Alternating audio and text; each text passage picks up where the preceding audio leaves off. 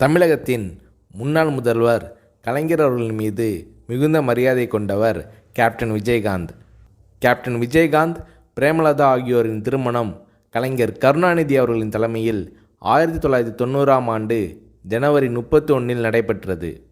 1996இல் நடிகர் சங்க தலைவராக இருந்த கேப்டன் விஜயகாந்த் அவர்கள் கலைஞர் கருணாநிதி அவர்களுக்கு திரையுலக பொன்விழாவை மெரினா கடற்கரையில் நடத்தி கருணாநிதி அவர்களுக்கு தங்கப்பேனாவை பரிசளித்தார் கேப்டன் விஜயகாந்த்.